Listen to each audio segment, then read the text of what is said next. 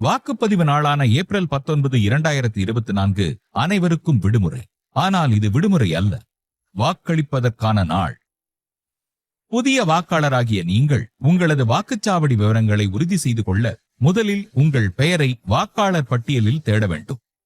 இணையவழி மூலமாக voters.eci.gov.in என்ற முகவரியிலும், கால் வோட்டர் ஹெல்ப்லைன் 1950 என்ற எண்ணிலும், வோட்டர் ஹெல்ப்லைன் ஆப்பிலும் அறிந்து கொள்ளலாம்.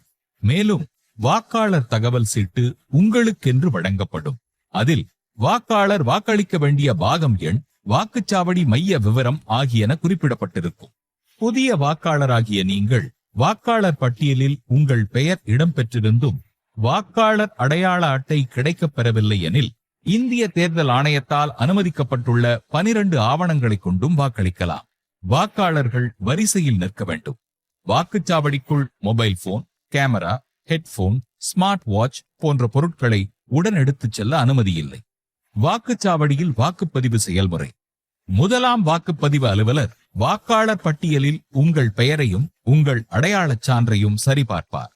இரண்டாம் வாக்குப்பதிவு அலுவலர் உங்கள் ஆட்காட்டி விரலில் அழியாத மை வைப்பார். பின் உங்களது கையொப்பம் பெற்று வாக்குப்பதிவு சீட்டு, அதாவது வோட்டர் ஸ்லிப் தருவார். மூன்றாம் வாக்குப்பதிவு அலுவலர் உங்களிடமுள்ள வோட்டர் ஸ்லிப்பை பெற்றுக்கொண்டு வைக்கப்பட்ட அழியாத மை உங்கள் விரலில் உள்ளதை உறுதி செய்த பின் கண்ட்ரோல் யூனிட்டில் உள்ள பேலட் பட்டனை அழுத்தி வாக்களிக்க உங்களை அனுப்பி வைப்பார். நீங்கள் வாக்களிக்க நுழையும் போது பேலட் யூனிட் தயார் என்பதை குறிக்கும் வகையில் ரெடி என்ற பச்சை விளக்கு எரியும். பேலட் யூனிட்டில் உள்ள வேட்பாளர்களின் பெயர், அவர்களுக்கு ஒதுக்கப்பட்ட சின்னங்கள் காணப்படும். உங்களது விருப்பத்திற்கேற்ப நீங்கள் தெரிவு செய்யும் வேட்பாளருக்குரிய நீல நிற பட்டனை அழுத்தி வாக்களிக்கலாம். மேலும் வாக்களித்த சின்னத்திற்கு அருகே சிவப்பு விளக்கு ஒளிர்ந்து பீப் சத்தம் கேட்கும்.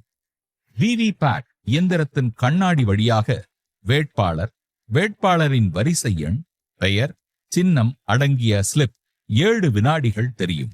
பின்னர் அச்சிடப்பட்ட அந்த ஸ்லிப் விவிபேட்டிற்குள் பாதுகாக்கப்படும்.